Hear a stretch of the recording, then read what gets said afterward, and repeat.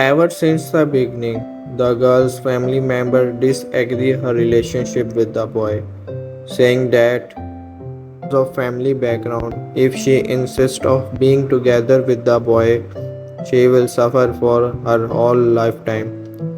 Because of the pressure applied by family members, she frequently quarrels with him. The girl does love the boy. She used to ask him, "How much do you love me?" Because the boy is not good with the words, he used to make her angry.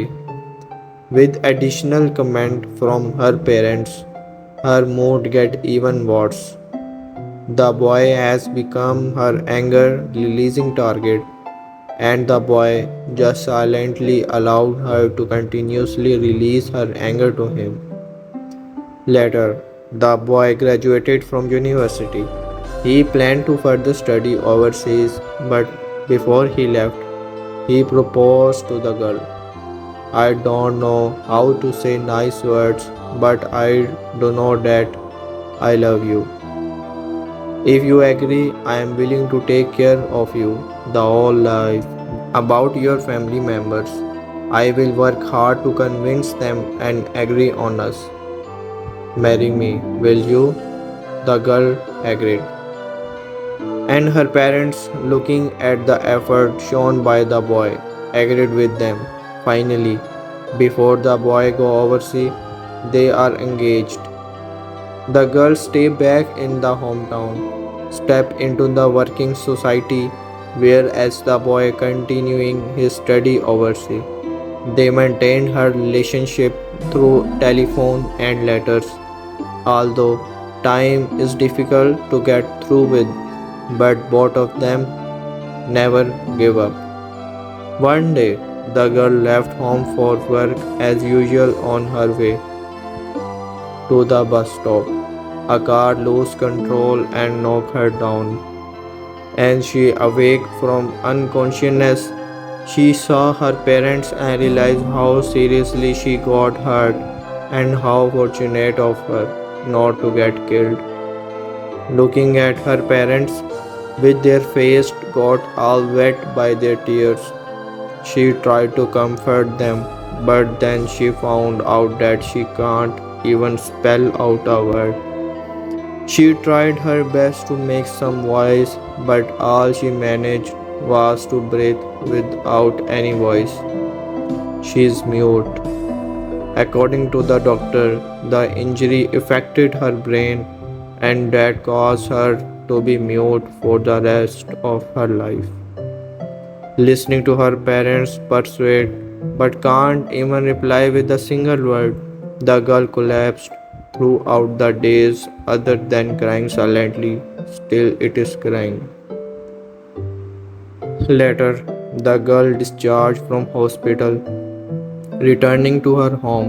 Everything is still like before, except that the phone ring has turned into the worst nightmare of hers.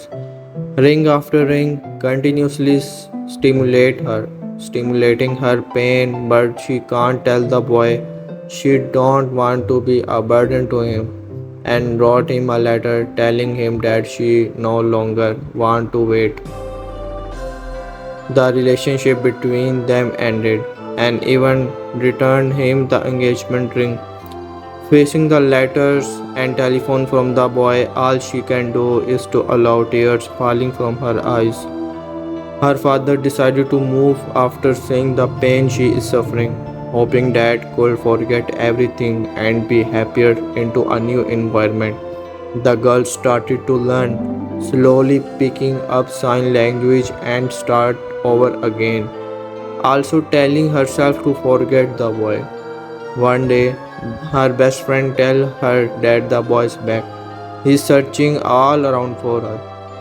She asked her best friend not to tell him about her and him to forget her. After that, more than a year, there was no news of boy. One day, her best friend tells her that the boy is getting married soon and passed the wedding card to her. She opened the card sadly, but she found her name on the card. The moment she wanted to ask her best friend that the boy appeared in front of her with an unfamiliar sign language. He told her, I spent more than a year's time to force myself to learn sign language in order to tell you. I have not forgotten our promise. Give me an opportunity. Let me be your voice. I love you. Looking at the slow sign language by the boy and the engagement ring she gave back to him, she finally smiled. Moral: do not be coward to run away whenever there is a problem. Remember that every problem has a solution. Never ever break someone's heart. You may not know when it will happen to you.